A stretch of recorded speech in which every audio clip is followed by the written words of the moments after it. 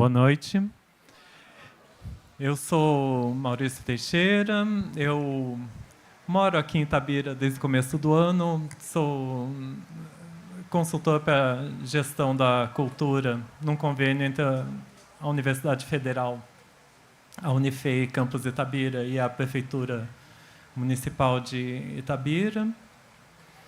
Fui convidado pelo Afonso para participar do planejamento da produção aqui do FLI, e agora, o melhor de tudo, fui convidado para mediar esse encontro entre essas duas figuras que eu gosto muito. E o tema que une essa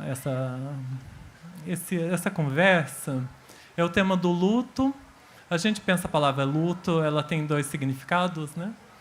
O primeiro é uma conjugação do verbo lutar, e a outra é esse sentimento de perda que todos nós conhecemos e tememos e temos que lidar também. Então, aqui a gente vai ter essas duas abordagens do luto. Eu quero começar pelo Jamil Chad, depois a gente vai se aprofundar subjetivamente com a intervenção do Fabrício Capinejar. Então, eu passo a palavra para o Jamil e para falar sobre a sua própria abordagem do luto. Muito obrigado pela sua presença.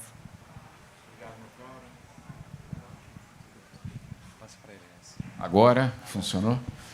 Muito obrigado. Obrigado, Fabrício. Muito legal te conhecer. Faz 15 minutos que eu conheci. Então, muito bom que finalmente... Por isso que ele acha legal me conhecer, porque foram 15 minutos. Vamos ver, daqui a pouco a gente conversa de novo. Afonso, deixei para a última mesa das 4 que você me colocou aqui, para te agradecer profundamente por toda a tua amizade e todo o teu carinho com todos nós. Olha, para quem não me conhece, eu moro em Genebra, mas Genebra é só uma base, e eu acabo fazendo, a partir de lá, muitas viagens, e principalmente para locais que eu diria que a vida está sempre ameaçada. Locais onde a incerteza é a única certeza. E para locais e para situações nas quais a perda ela é muito presente. A perda da casa, a perda de um território, a perda de um parente e a perda de esperança. Isso tem sido muito presente em todas as viagens. São mais de 70 países, muitas dessas viagens para lidar e falar sobre o refúgio, sobre os refugiados. Eu, na maioria das vezes, tento embarcar com esses refugiados, seja em canoas, literalmente, ou caminhando pelos trilhos que eles percorrem, não para sentir a mesma dor, porque é impossível, porque eu, no final daquele dia, eu sei que eu tenho um passaporte certo, dinheiro e um status, entre aspas, legal, que me garante absolutamente uma segurança que aquelas pessoas não têm. Então, não é isso. Não é viver ou repetir a dor deles, mas é tentar contar histórias daquelas pessoas da forma mais próxima possível daqueles dramas. E, ao longo desses mais de 20 anos, eu sempre me perguntei que forma ganha o luto depois da perda, né? Depois daquele momento da perda. O que é feito? Do que é feito tudo aquilo? E como é que aquelas famílias, aquelas pessoas viram a página, se é que elas viram. Talvez o Fabrício vai explicar melhor isso para a gente, depois eu quero ouvir com muita atenção se existe isso. Mas, então, incapaz de entender isso que o Fabrício vai nos trazer, eu foco justamente em contar histórias de resistência. Histórias em que, depois de perdas inacreditáveis, e são histórias absolutamente inacreditáveis, aquela família, aquela pessoa que sobrou naquela família, ou qualquer outra circunstância, tenta dar sentido de novo para a vida. E por isso que, nesse livro, a palavra luto é eu luto, é o verbo. Que ela, obviamente, é um livro que fala de perdas, que ela fala de situações absolutamente desesperadoras, mas com esse ângulo da tentativa de restituição. E eu queria contar, eu não vou me alongar muito, mas eu queria contar 3 historinhas que exemplificam, talvez elas estão nesses 2 livros, na verdade, no Luto, e nesse livro de cartas com a Juliana Monteiro. São 3 histórias que talvez alguns de vocês tenham já escutado. A primeira delas é uma viagem que eu fiz para a Etiópia, para o interior da Etiópia, para conhecer a realidade do tratamento do HIV no interior de um país que tinha, pelo menos naquela época que eu fui, a expectativa de vida de 52 anos de idade. 52 anos de idade era a expectativa média de vida na Etiópia. E isso era no interior da Etiópia, que era ainda pior. Antes de entrar no hospital, para conversar com o diretor, tinha ali na porta, na verdade, 2 meninas brincando, e, obviamente, viram um estrangeiro naquele local completamente deslocado e ficaram, né, curiosas, deviam ter 12, no máximo 12, 13 anos. Elas vieram conversar comigo, perguntando quem é você, o que você está fazendo aqui, etc. E eu falei meu nome e elas não conseguiam entender. E falavam inglês. E como elas não conseguiam entender, ainda era naquela época, Fabrício, de ter cartão de visita, né? Eu tinha um cartão, não sei como, que eu tinha um cartão de visita no interior da Etiópia, no bolso. Falou, aqui é meu nome é isso. E uma das meninas fala, posso ficar com isso? Pode. Ficou. Entrei, fiz a entrevista. Quando eu saí, eu nem olhei se aquelas meninas estavam ali ou não, eu fui embora. Fiz toda a viagem, etc. Vários meses depois, eu, na Suíça, recebo uma carta da Etiópia. A primeira reação que eu tive quando eu peguei o envelope foi, eu não conheço ninguém na Etiópia. Ou ninguém na Etiópia tem meu endereço. Eu pensei, essa carta não deve ser para mim. Eu olhava, não, era meu nome. Eu abro a carta e é uma letra de criança dizendo o seguinte, eu te conheci na porta de um hospital, minha mãe estava internada naquele dia e algumas semanas depois ela morreu. Meu pai já tinha morrido e meus 2 irmãos me abandonaram. E eu não tenho mais absolutamente nada. E com o último dinheiro que eu tinha, eu comprei um envelope, esse papel e o selo para te mandar, para pedir para me salvar. Pedindo e dizendo, claro, uma menina de 13 anos, absolutamente fora desse contexto, mas dizendo, eu prometo que vou te amar para sempre, eu sei cozinhar, eu sei cuidar, minha mãe tinha me ensinado a cuidar, então eu sei cuidar e prometo que eu vou fazer tudo isso se você casar comigo.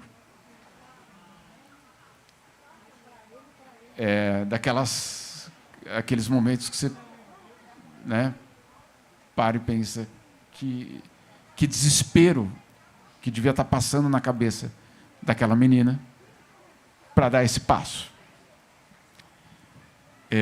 Essa é a primeira história.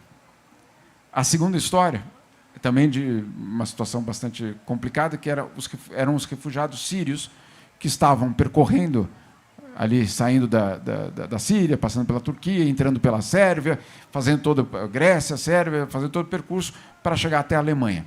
E no meio desse percurso tem a Hungria, de um certo Viktor Orbán, um líder da extrema-direita anti-imigração. E ele fez de tudo para que aquele fluxo de pessoas só passasse pela Hungria Ele não queria ninguém lá. Então, ele organizou que isso tudo acontecesse de uma forma muito rápida. Então, as estações de trem da Hungria naquele dia eram todas com vagões de trem para levar aquelas pessoas embora. Então, aquelas pessoas tinham chegado e iam embora. E era um mar de pessoas. Eu queria ter trazido a foto para mostrar para vocês, porque é daquelas imagens que você não esquece, mas era um mar de pessoas. E naquele mar de pessoas, todas com o rosto duro, cansado, exaustos, traumatizados pela guerra, e sem saber para onde iam, porque eles estavam entrando naqueles trens sem saber qual era o destino. No meio daquela multidão, e eu lembro que eu subi numa espécie de mureta para ver, e eu vejo no meio daquela multidão um casal abraçado e absolutamente apaixonados. E ela tinha um ursinho de pelúcia, a menina. E sabe aquelas cenas que você acha que alguém colocou aquela imagem ali no meio porque ela não bate com o resto? Eu desci imediatamente, fui pedindo licença até chegar a eles e perguntei: desculpa, quem são vocês? E aí o menino, eram 2 sírios, um menino e uma menina, já obviamente certamente com mais de 20 anos, e eles explicaram: você é a primeira pessoa que a gente está contando que eu pedi ela em casamento e ela aceitou. Falei: vocês se conheceram onde? Ontem, na fuga. E era impressionante, porque os dois estavam... Eu não sei até hoje dizer se eles estavam apaixonados entre eles ou pela ideia de que a vida ia recomeçar. Ou tudo isso junto. Então foi muito poderoso ver aquela imagem daquelas 2 pessoas no meio daquela multidão de desesperados, falando: casa comigo. Muito, muito forte. E uma última historinha, também de refugiados, também de sírios, mas que para isso eu vou ler uma passagem, porque aquele negócio, né, Fabrício, quando a gente escreve bem melhor do que a gente conta a história, né? Então, não sei você. Mas você conta bem bonito. Obrigado. Mas eu escrevo... Queria um elogio, né?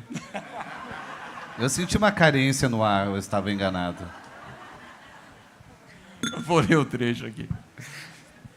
Na rota de refugiados, uma imagem surreal me abalou. Perdão, deixa eu explicar.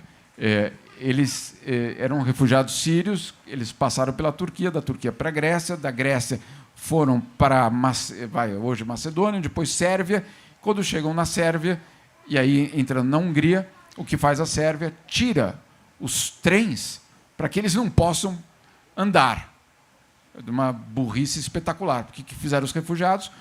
Falaram: olha, vamos seguir o trilho do trem e vamos andar até chegar ao próximo país. O trilho do trem vai levar a gente era de Belgrado para Budapeste. Então, o trilho do trem virou o caminho daquele cortejo sinceramente, de milhares de pessoas. E era um cortejo gigantesco. E eu fui entrar nesse cortejo para fazer um trecho dessa caminhada. E a cada tanto eu parava para olhar o cortejo de fora. E aí, então, essa é o trecho aqui que eu vou contar. Na rota de refugiados, uma imagem surreal me abalou. Era um trilho de trem abandonado usado pelos estrangeiros para percorrer o trecho entre a Sérvia e a Hungria. Eles, que saíram da Síria, estavam a caminho da Alemanha. Seriam semanas de trajeto. Numa cadeira de rodas, uma senhora muito idosa era levada por jovens, crianças e adultos que se alternavam. Em cada espigão, o solavanco da cadeira, virada de costas para o destino, marcava o ritmo lento daquela viagem. Imagina essa cena. Uma família que se alternava, levando uma senhora de espigão em espigão daquele trilho de trem gigantesco. Quando aquelas pessoas se deram conta de que eu estava atônito diante da cena, uma delas parou, sorriu e soltou uma só palavra: family. Família. Esse é também uma forma de resistir e de tentar reconstruir algo diferente do que eles deixaram para trás.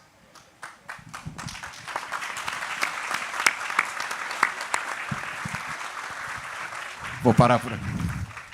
Muito bem. Então, eu passo a palavra aqui para o Fabrício. E interessante acabar com a palavra família. E, quem sabe, isso conduz também a uma nova abordagem. E eu queria dizer que as duas vozes aqui são afinadíssimas. Então, tanto para contar quanto na leitura dos textos. E vamos continuar agora o segundo ato. Obrigado, Maurício. É um prazer estar aqui contracenando com o Jamil, um dos melhores correspondentes brasileiros, desculpe, o melhor. E atender o convite do Afonso Borges para participar pela primeira vez do festival em Itapeira. Meu tema é luto, é difícil, é incompreendido. Existem duas mentiras sociais a respeito da perda. A primeira delas é que o luto tem fim. Quem perde alguém sabe que nunca termina. O luto é para a vida inteira. Porque nós não estamos falando de tristeza, de aborrecimento, de mágoa. O luto é alegria doendo, é saudade. Você sofre por uma alegria que você nunca terá de novo. Você não sofre por uma mágoa, por uma culpa. Sofre porque você é violentamente arrancado da normalidade. Quem passa pelo luto tem seus olhos transformados para sempre. Você não é mais o mesmo. A despedida vai aguçar a sua sensibilidade a tal ponto que parece que você não tem pele, que tudo arde. A segunda mentira é que com o tempo vai doer menos. Não vai. Você pode passar 10 anos de um adeus e poderá estar doendo ainda mais do que o primeiro dia depois do velório. Por que existem essas mentiras? Porque as pessoas não querem parar as suas rotinas para atender o enlutado. É como se o enlutado fosse contaminado da morte. E você não sabe o que fazer com o choro do outro. O que você faz com o choro do outro? Pergunta a uma criança. A criança ajuda antes de querer saber o que aconteceu. Você só deve estar ao lado. Mas nós temos uma incompetência imensa ao silêncio. Não sabemos ficar quietos diante de alguém. É como se a gente precisasse salvar a pessoa, socorrer a pessoa. E não damos a liberdade essencial que todo mundo deveria ter direito a ter saudade, a sentir falta. Eu sofri uma cena que me marcou bastante. Eu fui renovar minha carteira de motorista. Você nunca descobre que a sua carteira de motorista venceu. É sempre alguém que avisa.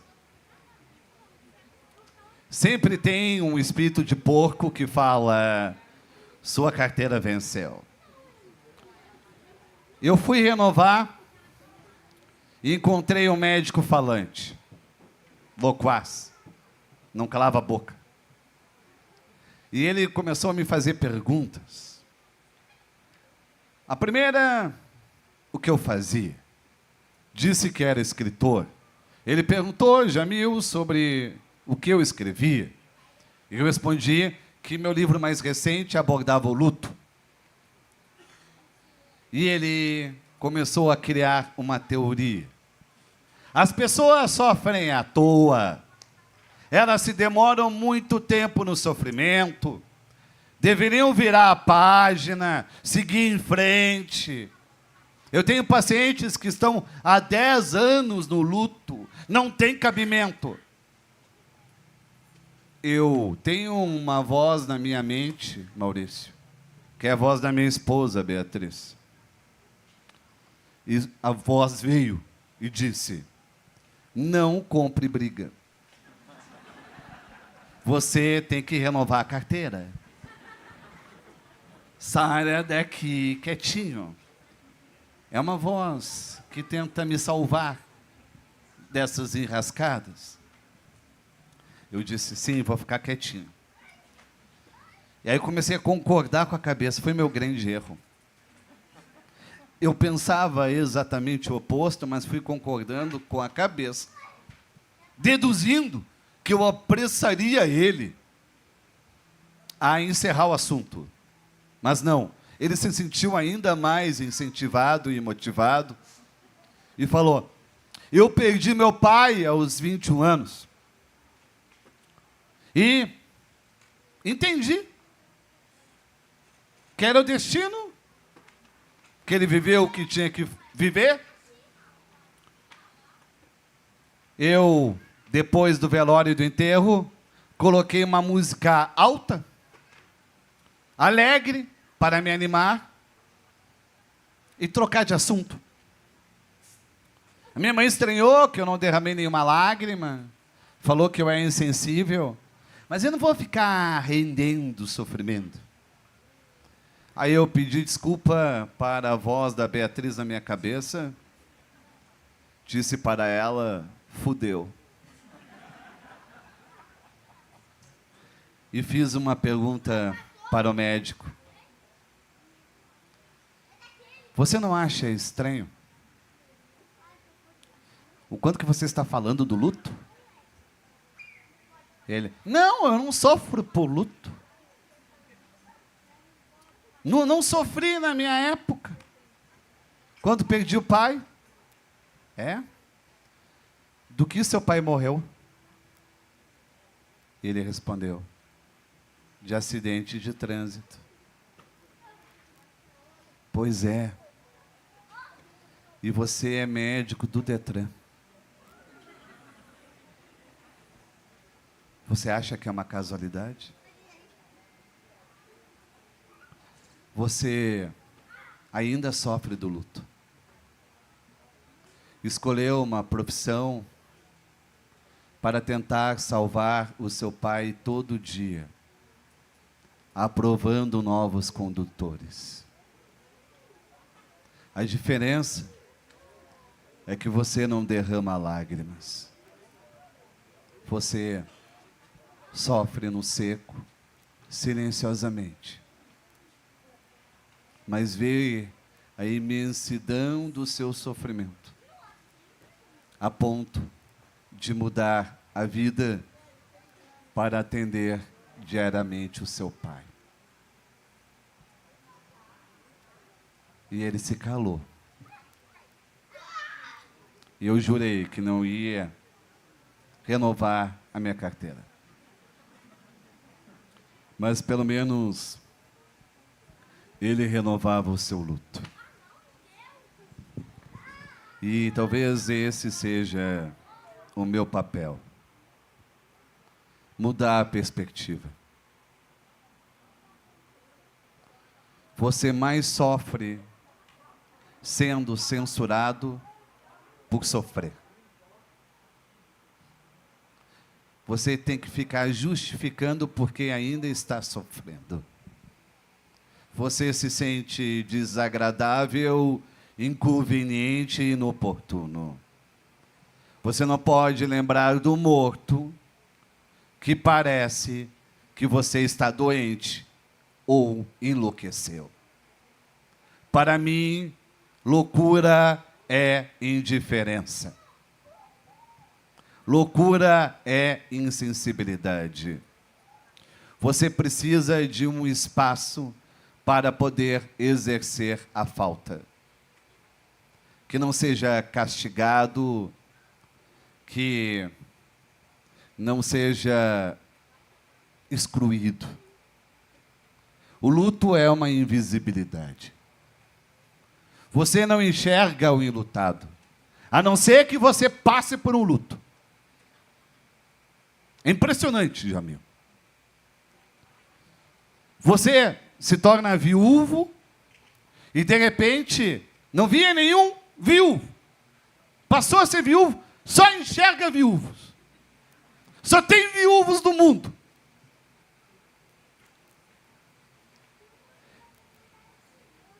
É esse pertencimento que nos falta. Por quê? A gente nunca saberá quando será a última vez.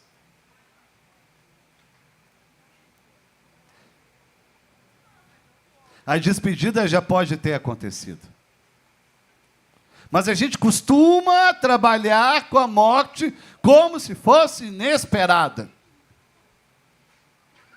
Não há maior perigo para a felicidade do que acreditar que há todo o tempo pela frente. Ninguém sabe qual é o seu tempo. Eu vou assustar para encerrar vocês. Vou fazer um pequeno susto. Todo mundo aqui já tem a sua foto de morto. Esse é o riso nervoso. Todo mundo já tem essa foto de morto.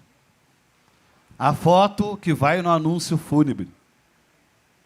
A foto que vai circular nas redes sociais. E costuma ser a nossa pior foto.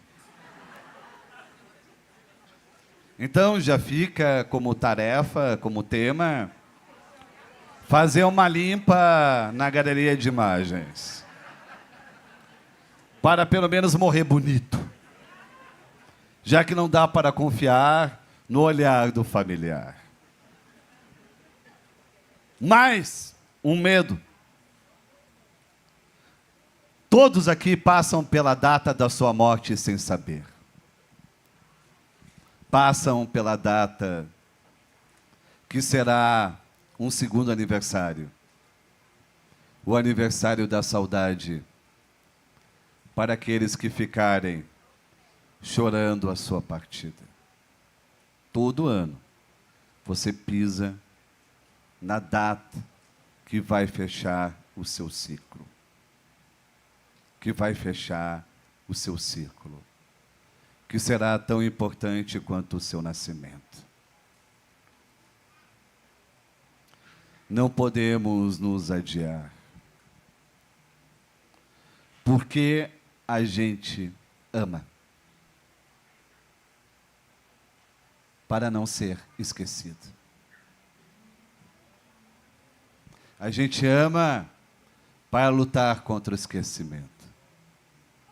A gente ama para ter nossas lembranças devolvidas. Qual que é a maior demonstração de amor?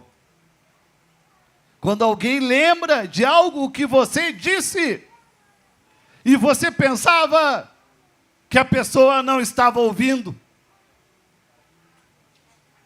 E você se sente importante ao ser reparado. O que a gente mais deseja na vida é ser inesquecível em segredo. É ser inesquecível para alguém. Quando a gente perdeu o nosso valor, achar que não tem serventia nenhuma, vem aquela pessoa a lembrar da nossa importância. E agora, eu pergunto, o luto serve para quê? Para não sermos esquecidos. Sem o luto, não somos nada. Sem o luto, vivemos para nada.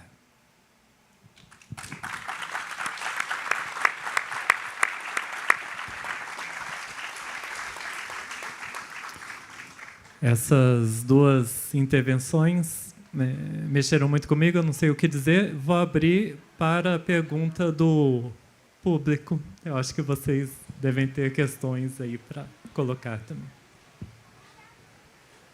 Só levantar a mão. Levantar a mão.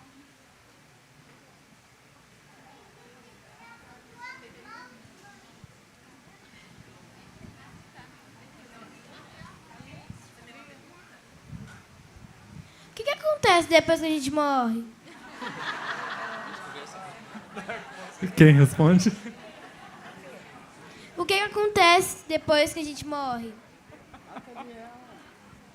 Como você é bonita. Obrigada.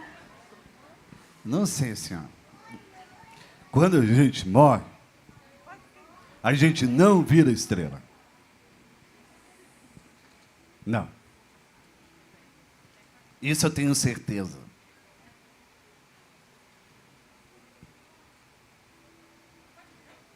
Eu acredito que tudo que você vive com alguém, eu não consigo te ver aqui. Tudo que a gente vive com alguém não morre dentro de nós. Então tu vai seguir vivendo para outra pessoa. Você já teve alguma perda? Quem? Teu tio? Você lembra dele? E o que você lembra dele? É ele que está soprando algo no teu ouvido, o tio? O tio está falando contigo agora? Ah, eu lembro que ele é gordo. Tudo que ele viveu e tu lembra disso. Não, É isso que você quer trazer do seu tio, que ele é gordo. não, Tudo que ele fez, ele é gordo. não.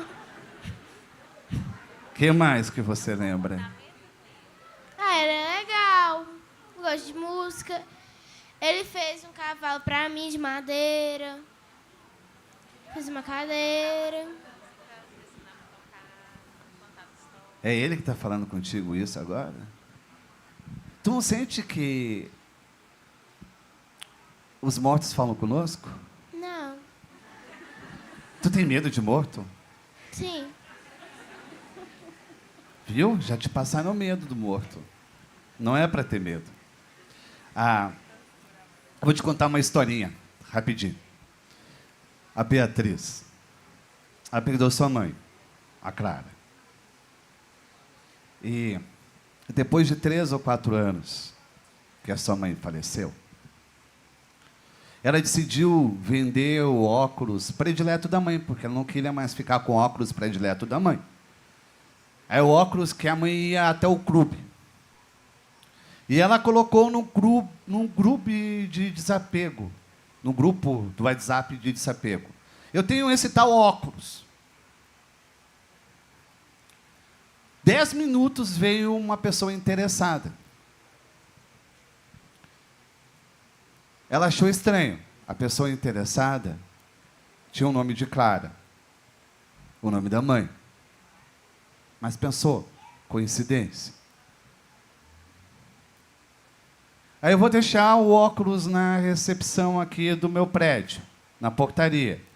A Beatriz deixou o óculos. A pessoa deixou o dinheiro. A pessoa pegou o óculos. E desapareceu. A Beatriz nunca mais teve contato com essa pessoa. Ela não tem como não pensar que foi uma traquinagem da sua mãe que não queria que ela vendesse o seu óculos predileto.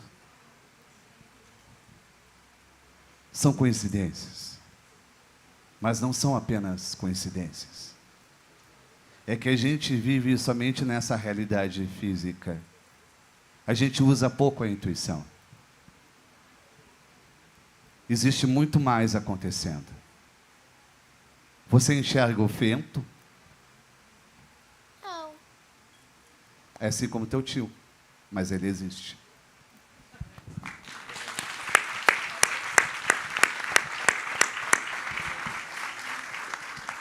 Jamil, alguma consideração? Não. Não. Próxima pergunta. Pode ser duas? Aqui, valendo. Primeiro para o Jamil, uma provocação. Qual foi a resposta para a menina da carta? Se houve resposta.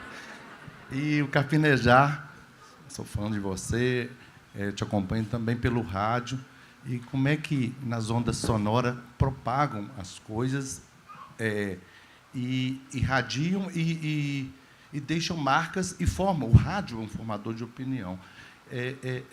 Como é que você vê, como é que você gostaria que o Carpinejar fosse lembrado nessas ondas emitidas aí, não só pelo rádio, mas também por internet e tudo mais? Talvez alguns de vocês estavam aqui ontem à noite, eu fiz uma palestra sobre a ONU e a impotência da ONU.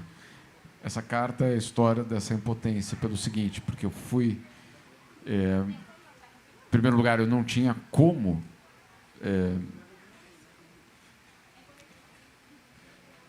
eu não tinha como chegar àquela pessoa. Aquele endereço que estava na carta era uma ficção. Né? Ficção no sentido... não haveria um resgate possível. Então, eu fiz o que eu achei que deveria ter sido feito, que é comunicar a uma entidade internacional que está presente lá. Né? Olha, tem uma pessoa que precisa de ajuda. E essa entidade falou, põe ali naquela pilha. Entendeu? É horrível, é horrível. É horrível. E, na verdade, essa é uma historinha que aconteceu comigo, historinha no sentido, não porque ela é irrelevante, mas é porque, dentro do contexto do desastre humanitário que acontece no mundo, todos os dias tem uma história daquela acontecendo. Muitas. Muito obrigado. Muitas. Então, o grande drama que eu acho que a gente precisa colocar nesse contexto também, é que entre a Etiópia e a Suíça, em termos de distância, são 7 horas de voo. Nada. Né? Só que essa distância não é a distância que a gente vive hoje, com internet, com Zap, com etc., não é mais uma distância que é medida em quilômetros. Ela é medida em direitos. Essa é a verdadeira distância. Você tem uma distância gigantesca em relação a um bairro nobre da tua cidade e a periferia da tua cidade. Esse não é uma distância em quilômetros, é uma distância em direitos. E a distância em direitos, naquele contexto daquela menina, era uma distância muito grande.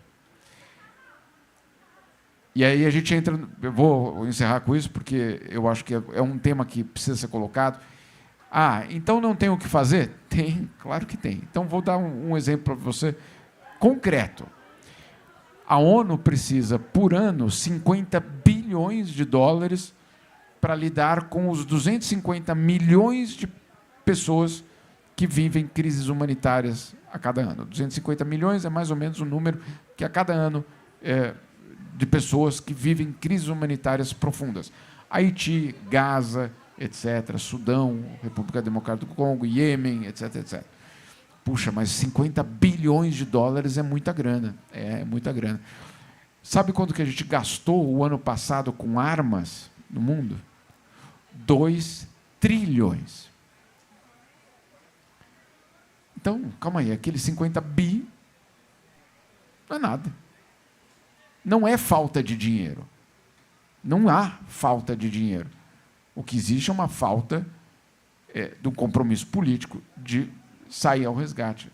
Não só dessa menina, mas dos 250 milhões. Um outro número, só para com isso eu concluo essa resposta. Tem um velho sonho da humanidade, que é acabar com a pobreza. Né? Percorre gerações, culturas, religiões. Né? E aí, em 2015, os governos colocaram uma meta: acabar com a pobreza extrema até 2030. Foi colocada essa meta. Aí alguns falaram: vocês estão malucos. Como é que isso vai ser feito? Vai exigir muita grana. Aí foram fazer os cálculos. E, de fato, muita grana. Mais ou menos 120 bilhões de dólares todo ano durante 15 anos. Puxa, mas 120 bilhões de dólares todo ano é muita grana. É muita grana. Mas aí a gente volta aos números das armas. 2 trilhões de dólares gastos em um ano. Ou seja, com 2 anos, menos de 2 anos em gastos de armas, você resolveria um problema histórico da humanidade. Então, assim, não há falta de dinheiro. Existe uma falta de compromisso político e uma decisão de que isso aconteça. Então, só para dar uma tentativa de resposta.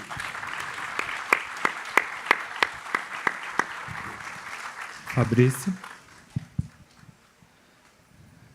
Vocação é necessidade. Vocação é um sofrimento cicatrizado. Eu ouso polemizar e dizer que todo professor sofreu bullying na infância.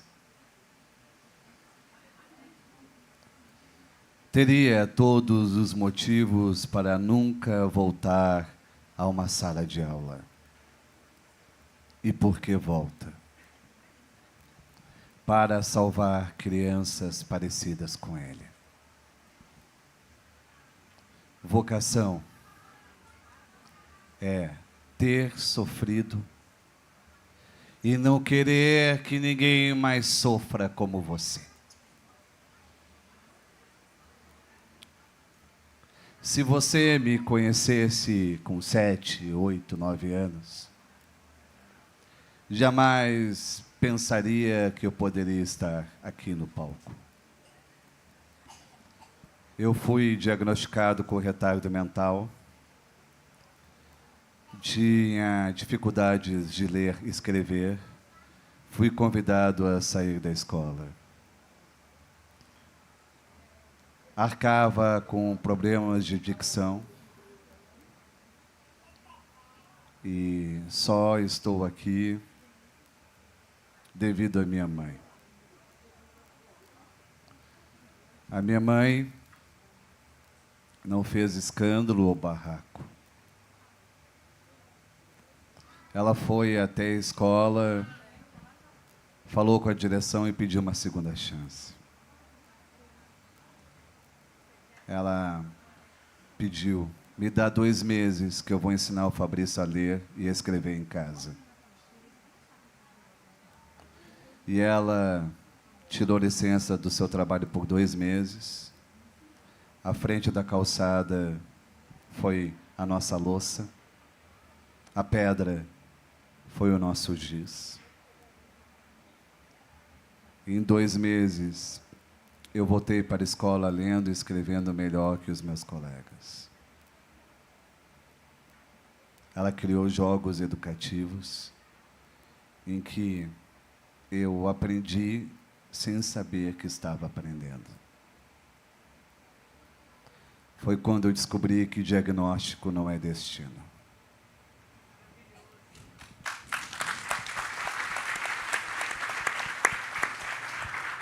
Diagnóstico é um retrato provisório.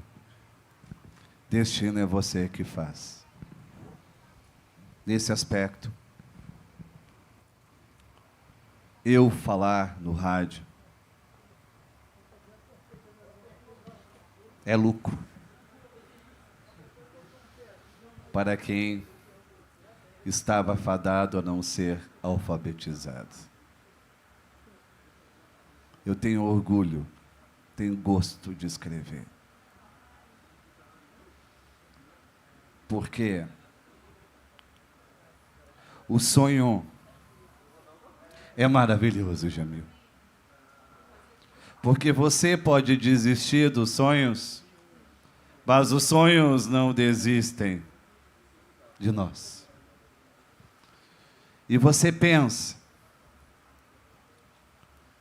que aquele sonho não vai acontecer mais.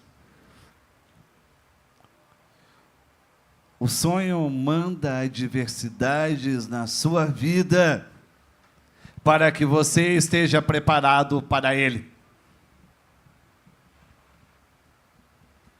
Os sonhos não aconteceram ainda porque você não estava pronto.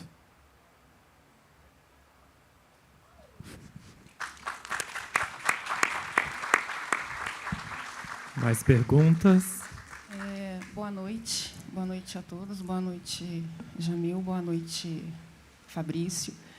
Queria primeiro agradecer pelas falas, e ontem eu assisti também a palestra do Jamil sobre a ONU, e quando você falava sobre todas as experiências, os caminhos que você percorreu, e falando de tudo isso que tem acontecido, eu pensava muito nos enlutados, de todas as idades. E penso porque o luto é um tema recorrente na minha vida. Vai fazer 2 anos que eu perdi minha mãe, faz 9 meses que eu perdi meu pai e 5 meses que eu perdi um sobrinho de 7 anos. Então, o luto ele é presente. E eu tentei entender o caminho do luto. Desculpa, eu fico emocionada, peço desculpas. Peça desculpas quando você não fica emocionada. De entender as fases do luto. E eu entendi que o luto não tem fase, que não tem um meio, não tem. Eu assisti filmes, eu li livros, e eu entendi que o luto ele não tem fase, ele é permanente. E eu preciso, foi aí que eu consegui começar a respirar. Eu tinha a sensação de afogamento. Era uma sensação de afogamento o tempo todo. Então, o olhar muda. Eu sei que o meu olhar muda. O meu olhar, eu choro a qualquer hora. E eu tenho buscado os lugares de encontrar, de trabalhar. E as suas falas, ela têm sido muito acolhedoras para mim e para minha família, porque, na verdade, eu perdi um sobrinho neto, filho do meu sobrinho, e ele fez 8 anos no sábado passado. Então, a gente tem que ser, né? É um neto da minha irmã, e a minha irmã é o suporte para o filho, mas ela é a avó que perdeu, e de uma mãe, né, uma avó, que a minha sobrinha, filha dela, acabou de ter um bebê e acabou de ter o filho. Saindo do parto, ela teve uma crise de pânico, porque foi a primeira vez que ela conseguiu chorar pela perda do sobrinho dela. Então, a gente com um bebê recém-nascido, minha sobrinha tendo que ir para a UTI porque estava com uma crise de pânico, porque ela conseguiu chorar a perda do sobrinho.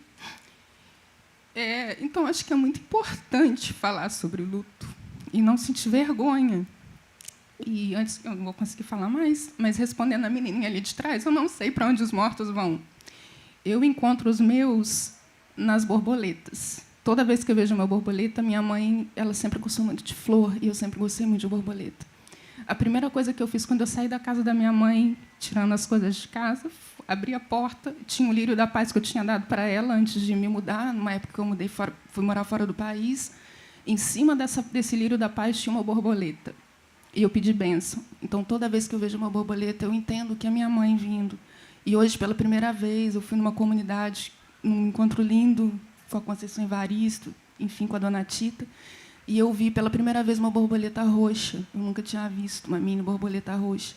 E, de repente, a gente estava rodeado de borboletas roxas. E eu falei para o meu filho que ontem vestiu uma blusa do Enzo, meu sobrinho que faleceu, uma blusa de frio, num imenso calor de Itabira.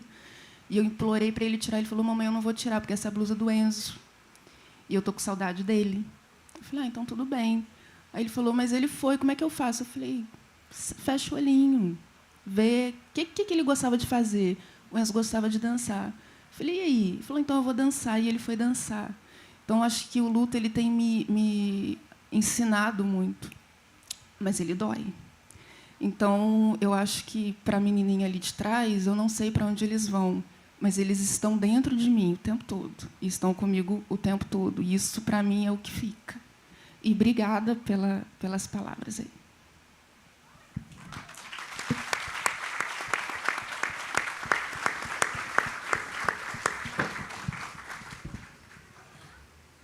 Lindo depoimento.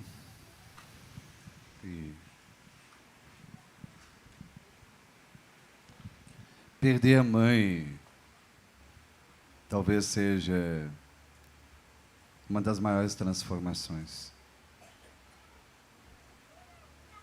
Porque eu costumo usar essa analogia.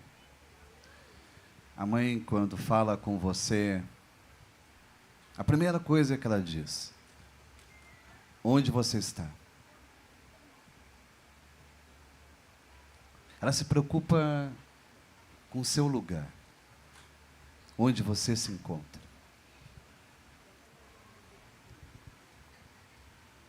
Muito diferente do pai. Porque você partiu dela. Onde você está é uma forma dela saber onde ela também se encontra. Você partiu daquele corpo, daquele território. E quando você perde a mãe, o que mais você quer saber é onde ela está. E você se esforça para estar com ela de outro jeito. O luto é esforço. O maior pânico de quem teve uma perda é esquecer como era o rosto. Você fica com medo de esquecer o rosto.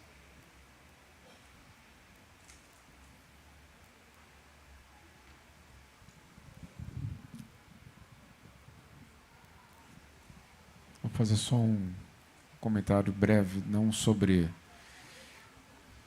Eu acho que o Fabrício já falou tudo sobre isso, mas de uma experiência que eu tive justamente dessa mãe, ou que quer saber, e o contrário, né?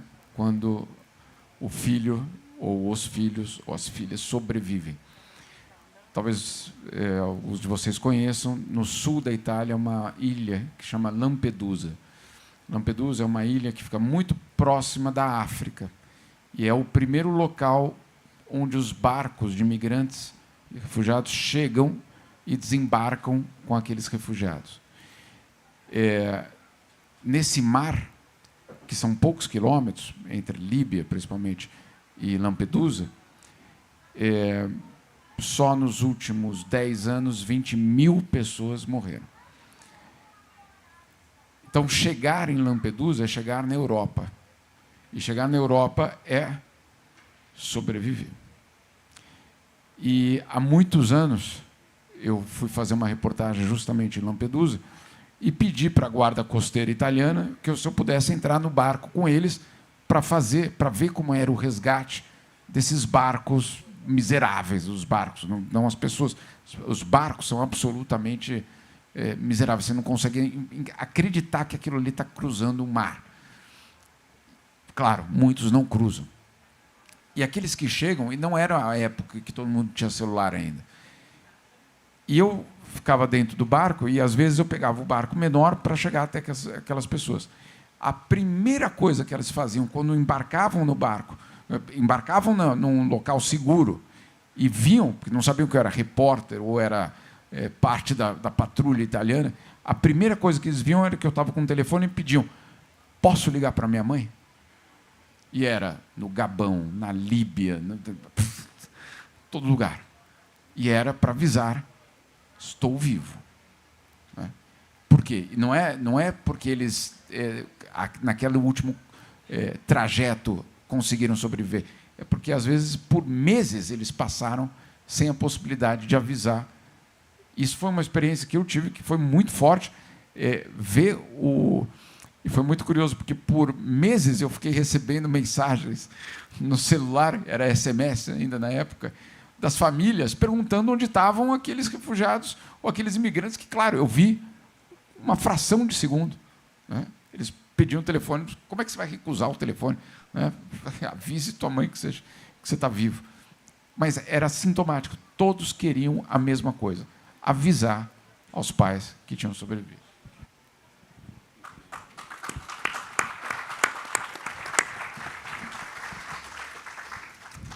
Incrível essas duas abordagens. Sim? A última pergunta? Vamos à última pergunta. Boa noite a todos. É um prazer receber vocês dois aqui. Jamil, eu te acompanho muito no ICL, no ICL Notícias. É sempre bom ouvir suas considerações. Eu vou fazer uma pergunta de leigo aqui, você me perdoa. Eu vi ontem pela internet você falando sobre a ONU, sobre a inoperância da ONU e tudo mais. Parece que é uma coisa assim, muito entre governos, entre gabinetes. Como que nós, a opinião pública mundial, com artistas, influenciadores mundiais, podem reverter essa situação? Ou se essa situação é irreversível?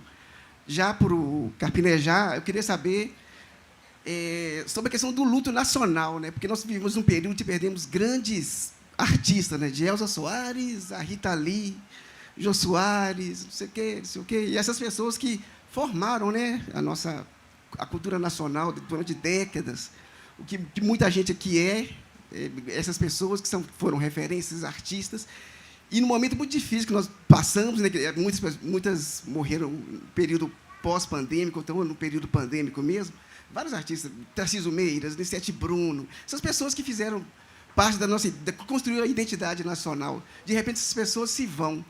Aí você está falando muito do luto do ponto de vista pessoal. Como é que é essa questão do luto do ponto de vista nacional, quando perdemos essas pessoas, essas referências artísticas ou políticas, e principalmente agora nesse momento assim, de muito obscurantismo que a gente está vivendo, essas luzes se apagam.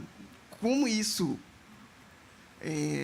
nos impacta assim, no ponto de vista macro?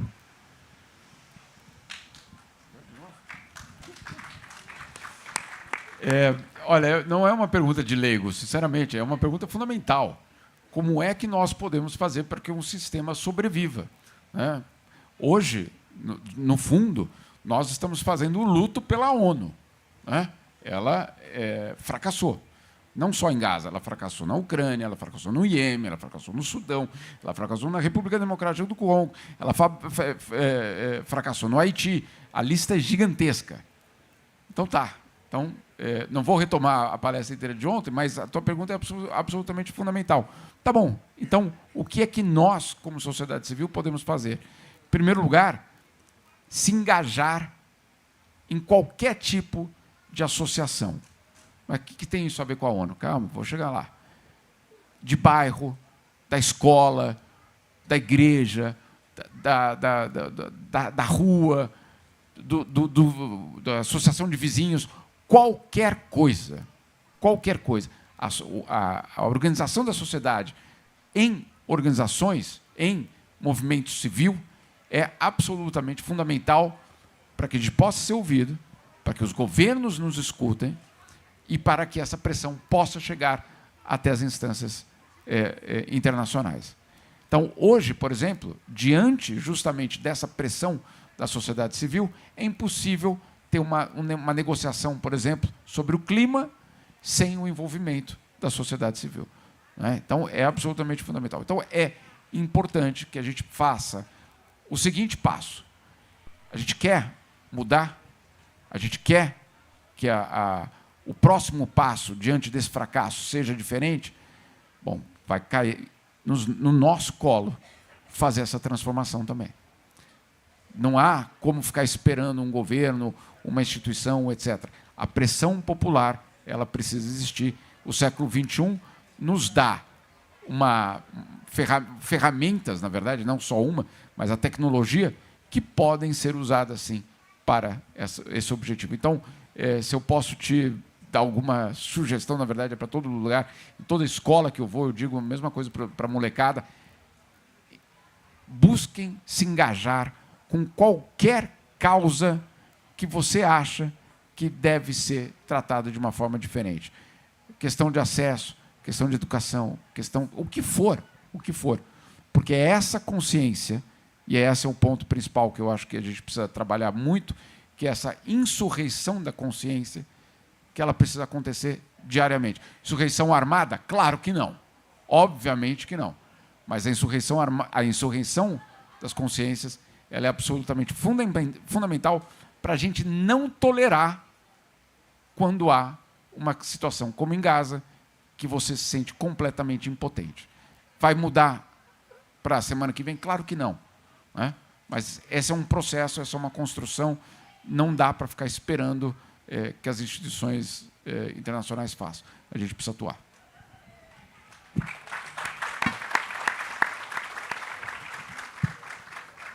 Como é o teu nome? Edelmar? Parece que a gente já esqueceu que há menos de 2 anos estávamos com máscara, que todo mundo estava com medo de morrer.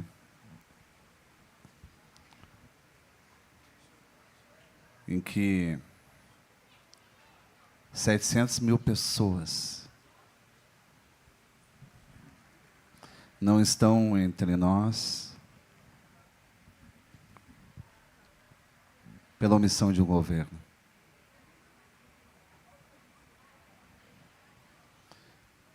É inconcebível a letargia, o descaso, a morosidade, numa situação que era de urgência mundial.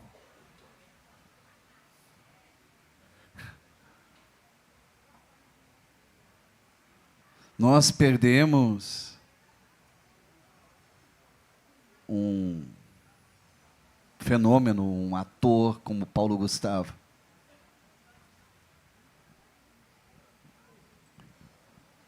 Só pensar o que ele poderia estar produzindo, o que ele poderia estar fazendo, o quanto que ele poderia estar encantando.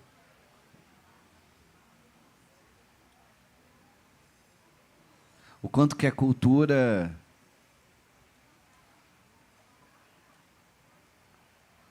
foi quase obrigada à extinção durante esse período. Foi dizimada, foi inquisição.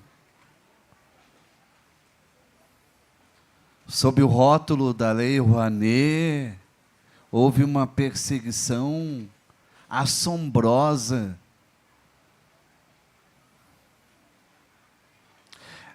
Às vezes, eu fico pensando que foi pesadelo.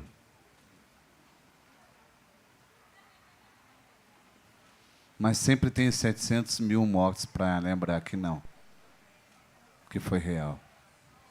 Quando que a gente vai reparar esse luto? Nunca. Nunca.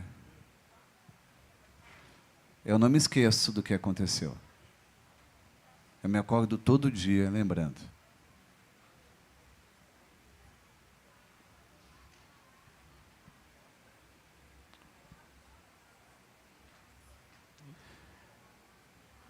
Eu nunca mais vou ter a mesma esperança.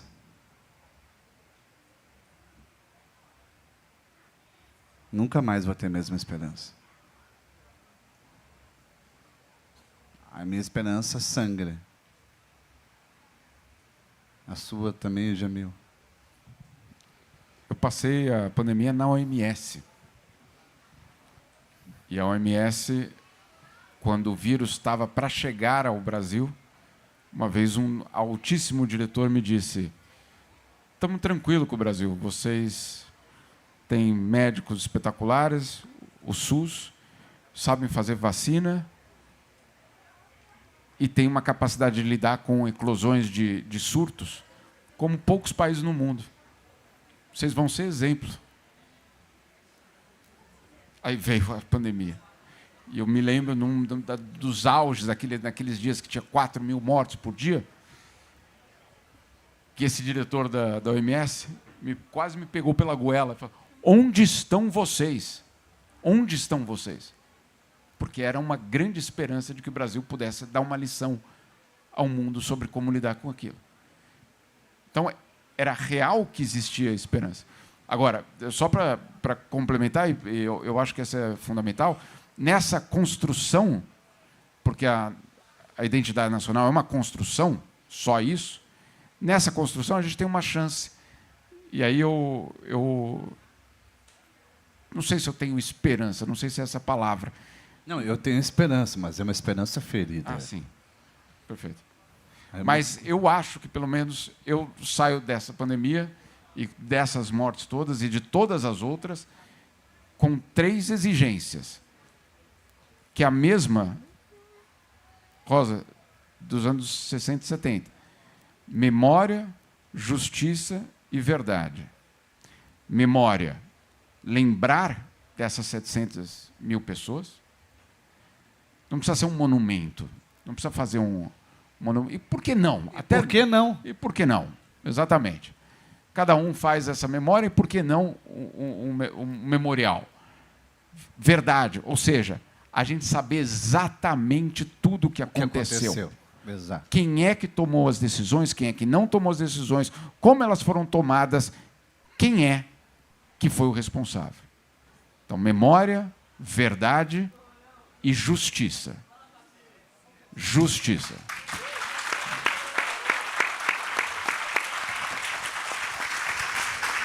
Muito bem. E aí a gente pode falar em construção nacional.